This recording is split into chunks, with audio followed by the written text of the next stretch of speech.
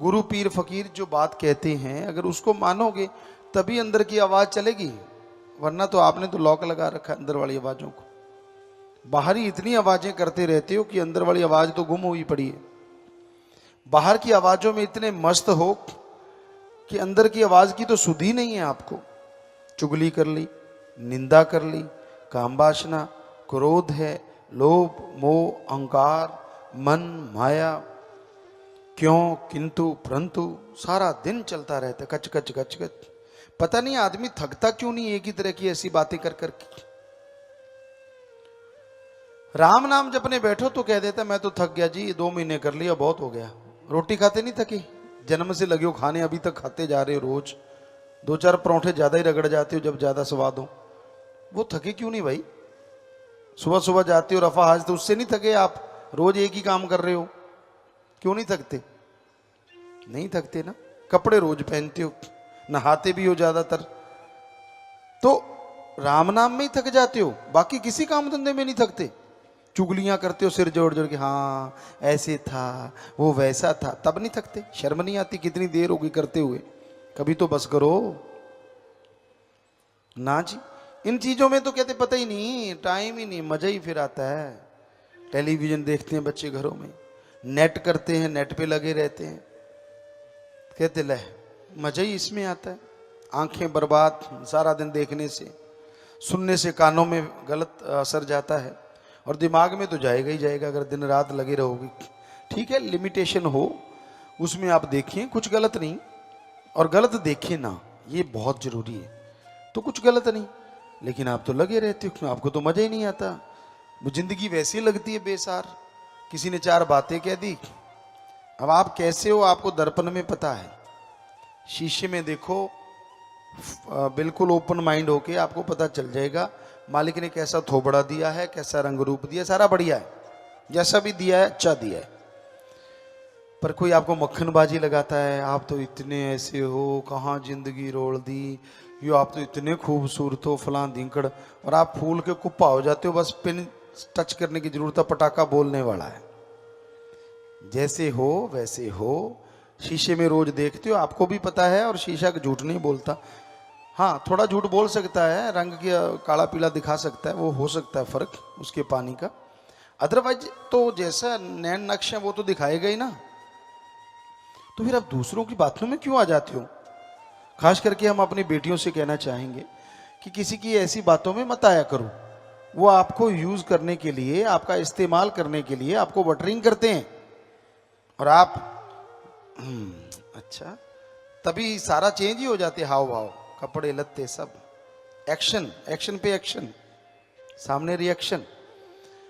तो ये सारी गड़बड़ है। क्यों भाई, ऐसा क्यों सोचती हैं आप? ठीक है, मालिक ने आपको बढ़िया बना रखा है, खूबसूरत हैं आप, सुंदर हैं आप, जैसी भी हैं सुंदर हैं, जो मालिक का नाम जपती हैं, उससे सुंदर कोई हो नहीं सकता। पर दूसरे के कमेंट से या दूसरी की निगाह से आपको होता क्या है? क्यों बहक जाती हैं, क्यों फिसल जाती हैं आप? किसी लड़की ने कह दिया हाँ आप तो ऐसे हैं वैसे हैं, कुछ बोल दिया, आपके सपनों में भी वही चलता है, हाँ मैं तो पता नहीं परी बन गई, पंख निकल आते हैं, उड़ रही हो। जबकि उठती हो तो चारपाई से उठना मुश्किल होता है, सुबह सुबह माँ 4-5 बार उठाएगी तब जाके उठती हो। सबके साथ एक जैसा नहीं है, पर बहुतों के साथ ऐसा है। तो बेटा क्यों आप फिसल जाती हैं, फिर आपकी जिंदगी नरक बन जाती है? क्यों ऐसा करती हैं आप जैसी हैं बढ़िया हैं। तो हमारा कहने का मतलब, हमारी बेटियों को ये ध्यान में रखना चाहिए, किसी के बहकावे में, किसी की झूठी बातों में कभी नहीं आना चाहिए, क्योंकि आज घोर कलयुग है, लोग आपको इस्तेमाल करना चाहते हैं, दैट्स ऑल। गंदी उनकी हवश होती है, वो उसी हवश के चलते ही आपको ऐसी निगाह से देखते हैं, ऐसी बात कहते हैं। जिनके साथ हुआ होगा उनको पता है कि हाँ गुरुजी सच कह रहे हैं, जिनके साथ नहीं हुआ उन ना ही हो, मालिक करे वो बच के रहें, इसलिए हम आपको ये बता रहे हैं।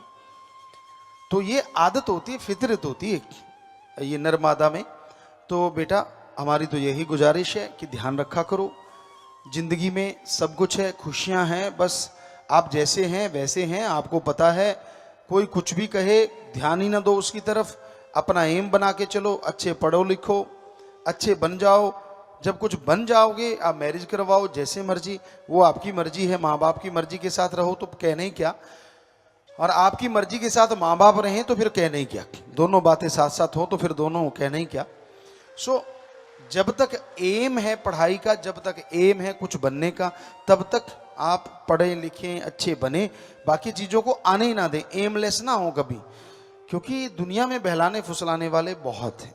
तो ये बात पे बात आई तो हमें लगा कि हमारी बच्चियों को हम बताएं, क्योंकि माँ बाप अपने बच्चों को हमेशा बताता है कि ये बेटा ऐसा नहीं करना चाहिए, जैसे बचपन में ये नहीं खाना चाहिए, ये नहीं पीना चाहिए, ये नहीं पहनना चाहिए। तो ख्याल में आया कि क्यों ना आपको भी बताएं कि किस तरह लाइफ में आपको रहना चाहिए, किसी की बातों में ध्यान नहीं देना चाहिए, क्योंकि वो आपको हत्थे से उखाड़ना चाहते हैं। एक बार आप उखड़ गए फिर कोई बात नहीं पूछता, ये कहने की बातें होती हैं।